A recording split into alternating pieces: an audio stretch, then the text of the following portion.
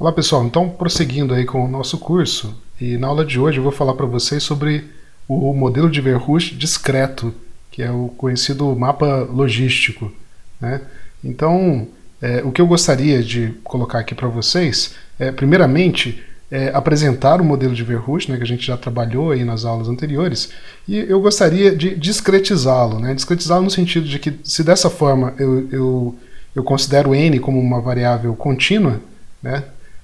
Eu gostaria de fazer com que esse n assuma apenas alguns valores discretos, né? Então, para isso, eu vou fazer esse processo de discretização dessa expressão do modelo de Verhulst. Eu não vou entrar em detalhes de como eu chego nessa expressão a partir dessa, né? Mas eu trouxe para vocês aqui um esqueminha que depois quem estiver interessado dá o pause na tela e tenta fazer a demonstração, né? E o que eu gostaria de chamar a atenção aqui são dois parâmetros, né?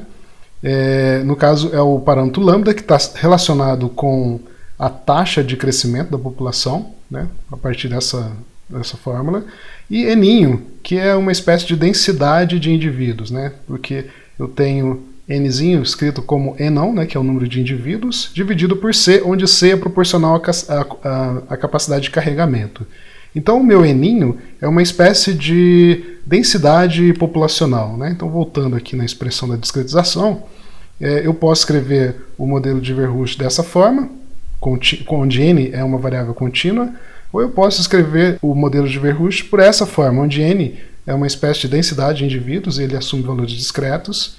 E eu gostaria então de verificar alguns comportamentos dessa forma discreta desse modelo de Verhulst, né? Como a gente vai ver aqui ao longo desta aula, essa equação, embora seja simples, né, em certo sentido, ela apresenta uma grande riqueza de propriedades, né? Então vamos lá, né? Eu gostaria então de analisar um pouquinho mais essa expressão discreta do modelo de Verhulst. Primeiramente, eu gostaria de saber os valores de equilíbrio dessa equação, né? Ou os valores de equilíbrio para o parâmetro n. Ou, melhor dizendo, eu quero saber se existe alguma região em que n converge para um certo valor, que eu vou chamar de n estrela, né? E se existem, quais são esses valores, né? Eu posso resolver isso analiticamente considerando o n estrela como sendo o valor de n na qual n de t mais 1 é igual a n de t. Então, se eu faço essa consideração, eu percebo que para lambdas menores do que 1, a única solução para o meu problema é um n estrela igual a 0. Ou seja, se lambda é menor do que 1, a população sempre vai se extinguir. No entanto, se eu tenho um lambda numa região entre 1 e 3, eu tenho uma única solução para cada valor de lambda, e a solução é dada por essa expressão.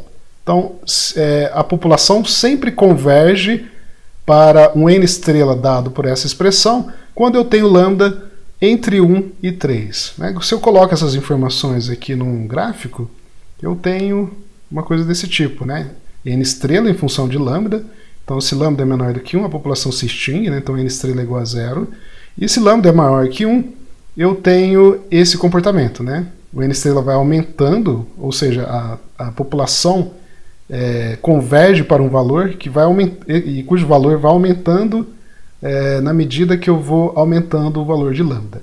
E eu tenho solução analítica apenas para lambdas menores do que 3.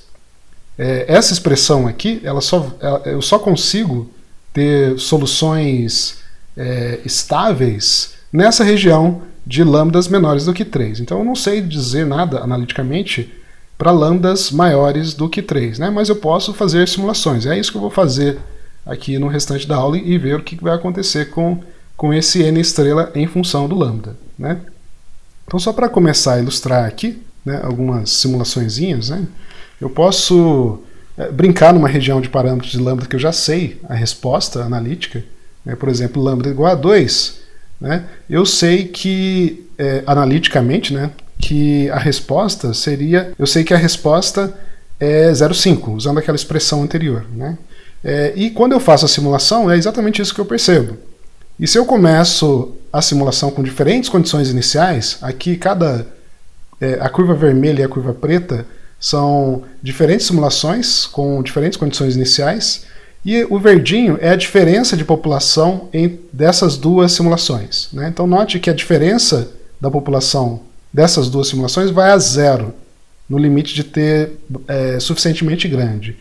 Tendo a zero, a linha verde indo para zero significa que as populações, embora tenham condições iniciais diferentes, elas convergem para o mesmo valor. E esse valor é o que a gente previu analiticamente, né? No caso aqui 0,5, no caso da simulação, e no caso da teoria, eu também tenho n estrela indo para meio quando lambda é igual a 2. Né? Bom, muito bem, mas e se eu fizer essa simulação para uma região em que eu não tinha uma resposta analítica, né? Só para ver o que a minha computação ou o que a minha simulação me diz nessa circunstância. Né? Então aqui eu tenho duas simulaçõezinhas, né? Mais uma vez, linha preta e vermelha são simulações diferentes. A linha verde é a diferença entre essas duas populações, né? E o epsilon aqui é a diferença da condição inicial. Então, epsilon muito pequeno significa que a condição inicial é muito, muito pequena. A diferença da condição inicial é muito pequena entre duas simulações. Né? Então, note que a população ela começa muito parecida, né? E ela fica oscilando e, de repente, ela chega num regime igual, né? Independente da simulação. Né? No entanto, se eu aumento um pouquinho mais o meu epsilon, né? Se eu aumento um pouquinho mais a diferença nas condições iniciais, né? Então as populações elas começam próximas, mas rapidamente elas se diferem. Né? Então aqui a linha verde ela está oscilando, né? Significando que as diferenças entre populações elas estão sempre oscilando, mas parece que elas convergem para dois únicos valores. Embora elas estejam defasadas aqui em fase, né? Elas parecem ficar oscilando entre dois valores comuns. Né? Muito bem. Eu posso fazer isso para outros valores de lambda. Né? Por exemplo, lambda igual a 3.6163. Daqui a pouco vocês vão perceber que eu não escolhi aleatoriamente esse número. Esse número tem algumas propriedades interessantes que vale a pena a gente verificar. E só para ilustrar, né, eu trago aqui três contextos diferentes. Né? Na verdade, são três contextos onde cada um eu parto simulações com condições iniciais relativamente pequenas ou relativamente grandes. Né? Então aqui eu tenho duas simulações dadas pelas curvas pretas e vermelhas, preta e vermelha, em que a diferença de condição inicial é muito pequena. Né? E nesse caso as populações inicialmente elas percorrem aqui o mesmo caminho, né, em termos de número de indivíduos, mas depois elas começam a diferir. Né? Isso fica claro quando eu analiso a curva verde. Né? Então no começo aqui essa curva fica próxima de zero, significando que as duas simulações apresentam populações bastante semelhantes, mas em determinado momento as populações começam a diferir, dado por essas oscilações aqui nessa curva verde. Né? Isso fica mais acentuado quando eu aumento as diferenças das condições iniciais. Né? Então aqui eu tenho duas populações com condição inicial um pouco diferente do que as simulações anteriores. Né? Então eu tenho aqui muita oscilação, de repente parece que elas tendem a se assemelhar, né? Mas depois elas voltam a oscilar novamente. Né? E aqui com uma condição inicial ainda um pouco maior do que as anteriores. Né? Então mais uma vez eu tenho diferentes populações me levando a valores distintos também. Né? Bom, então se eu faço isso para todos os valores de lambda possível, eu vou ter uma situação desse tipo. Né? Essa figura é o conhecido mapa logístico. Aqui eu tenho n estrela, né, o valor da população ou densidade populacional no equilíbrio em função do lambda. Então, como a gente viu, entre 0 e 1 a população se extingue, entre 1 e 3 a população converge para pontos nessa linha. A partir de 3, o que esse mapa me diz aqui é que eu começo a ter regimes de oscilação. A população oscila entre pontos e ela oscila até esse valor de lambda. De repente ela começa a oscilar entre 4 valores, depois entre 8, 16 e assim por diante, né? Até chegar numa região aqui em que ela varre toda uma região aqui de valores possíveis. Bom, eu vou tentar explicar isso com mais detalhes aqui a partir de figura. Né? Então lembre-se que quando lambda era igual a 2, a população, independente da condição inicial, ela sempre vai para um certo valor, né? No caso aqui seria 0,5, né? É o que está sendo dado aqui por esse ponto, né? Quando eu tenho lambda maior do que 3, tipo lambda igual a 3,1, as populações oscilam entre dois valores, né? Está sendo representado aqui por esses dois pontos. Então, se eu faço gráficos desse tipo para todos os valores de lambda, eu tenho o meu mapa logístico, né? Aqui é uma situação, né, que aquele número que eu falei para vocês, que era um número interessante, não havia explicado por que ele era interessante, mas ele é interessante no sentido que quando eu escolho uma população com lambda igual a 3.6163, a minha população fica oscilando para diferentes números, né? Então aqui à direita eu tenho a região de lambda que eu estou fazendo essa simulação, e note que eu tenho todo um conjunto de números acessíveis para essa população, né? Então, se eu espero um tempo suficientemente grande, todos os pontos que estão sendo colocados aqui nesse mapa serão acessados, né? Muito bem, então eu tenho aqui esse mapa logístico e ele ainda assim carrega muito mais propriedades do que essas que eu acabei de falar para vocês. Por exemplo, eu tenho aqui propriedades de escala. Se eu olho aqui para uma determinada região desse mapa, por exemplo, imagina esse ponto aqui, e amplio esse ponto, né, eu vou olhar com uma lupa, isso aí. Se eu amplio ele, eu tenho um universo sendo criado a partir desse universo anterior, né? Eu tenho duas escalas distintas, né?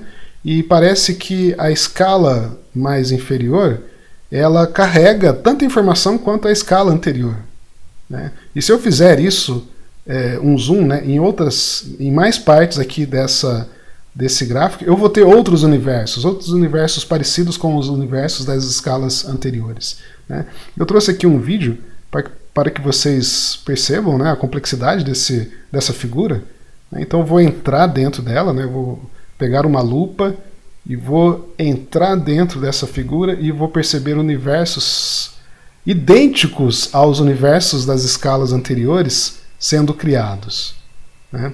Então eu estou olhando aqui lá no microscópico, né?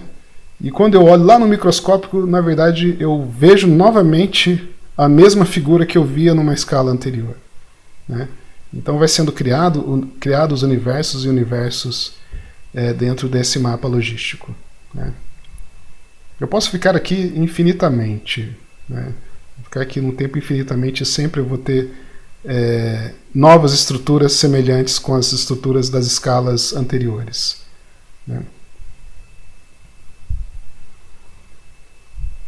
Bom, posso ficar aqui infinitamente vendo essa figura, né? Para quem quiser ir mais além, eu sugiro que visite esse site, né, no YouTube, e lá você vai ficar 2 minutos olhando dentro desta figura do mapa logístico. Bom, muito bem, pessoal. Então eu apresentei aqui para vocês, né, como uma simples equação, no caso a equação logística, né, quando ela é colocada de uma forma discreta, né, então tem uma equaçãozinha chamada equação logística, e por trás dessa equação aparentemente simples, eu tenho toda uma complexidade de estrutura que emerge a partir dela, né? Então eu tenho regimes que a gente chama de caóticos. Por exemplo, aqui eu tenho situações em que os valores assumidos pela população ela é caótica no sentido de que eu não consigo prever, né? E elas são extremamente susceptíveis às condições iniciais. Então uma leve diferença das condições iniciais da população me leva a valores distintos da população ao longo do tempo. E note que aqui também eu tenho janelas de ordem, né? É como se fosse janelas de organização dentro do caos, dentro do regime caótico. Aqui para esse valor de lambda, note que eu tenho apenas 1, 2, 3 valores possíveis para n. Mas se eu difiro um pouquinho só o valor de lambda, eu já caio novamente numa região caótica. E uma região caótica eu tenho um número infinito de valores que eu posso assumir para a minha população. Bom, pessoal, então por hoje é só, né? Então na aula que vem a gente prossegue com o nosso curso de sistemas complexos e ainda nos referindo à dinâmica de populações. Grande abraço.